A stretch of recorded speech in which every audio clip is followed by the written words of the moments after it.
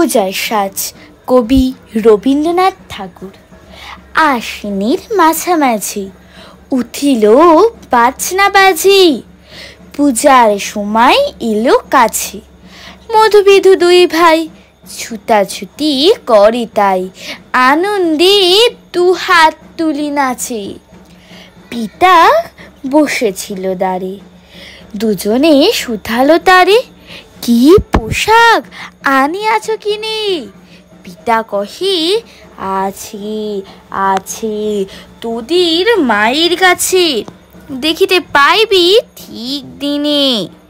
সবুর সহেনার জননীরে বার বার কহে, মাগো ধরি তোর পায়, বাবা আমাদের তরে কি কিনে এনেছে ঘরে, একবার দে না মা দেখায়।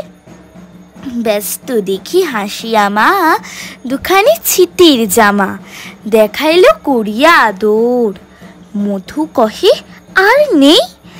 মা কহিল, আছে এই এক জোড়া ধুতি ও চাদর।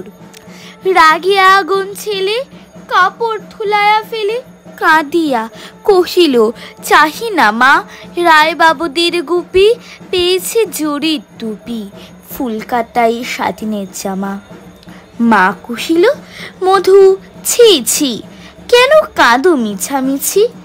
গরিব যে তোমাদের বাপ, এবার হয়নি ধান, কত গেছে লোকসান, পেয়েছেন কত দুঃখ তাপ।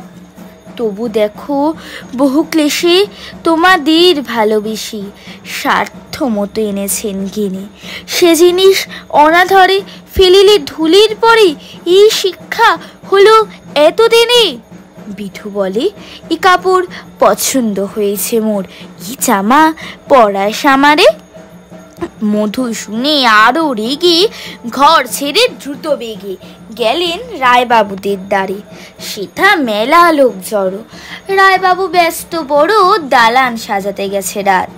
মধু যবে এক কোণে দাঁড়াইল প্লান মনে, চোখে তার পড়িল হঠাৎ, কাছে ডাকি স্নেহ ভরে তারে করুণ স্বরে, তারে দুই বাহুতে বাঁধিয়া, কিরে মধু হয়েছে কি? তোরে যে শুকনো দেখি। শুনে মধু উঠিল কাঁদিয়া, কহিল, আমার তরে বাবা আনিয়াছে ঘরে শুধু এক ছিটের কাপড়।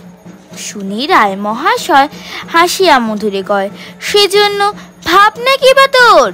ছেলেরে ডাকিয়া চুপি কহিলেন, ওরে গুপি, তোর জামা দে তুই মধুকে।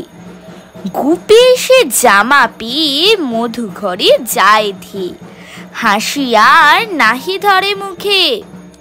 বুক ফুলাইয়া চলে, সবারে ডাকিয়া বলে, দেখো কাকা, দেখো ছি মামা, ওই আমাদের বিধু ছিট পড়িয়াছে শুধু, মোর গায়ে স্বাধীনের জামা। মা শুনি কহে নাসি, লাজে অশ্রু জলে ভাসি, কপালে করিয়া করাঘাত, হই দুঃখী হই দিন, কাহারও রাখি না ঋণ, কারু কাছে পাতি নাহি হাত।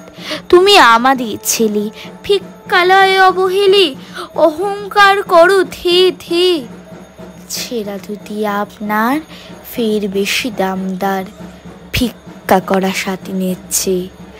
আয় বিধু আয় বুকে, চুমু খাই চাঁদ মুখে, তোর সাজ সবচেয়ে ভালো, দরিদ্র ছেলের দেহে দরিদ্র বাপের স্নেহে, ছিটের জামাটি করে আলো। নমস্কার।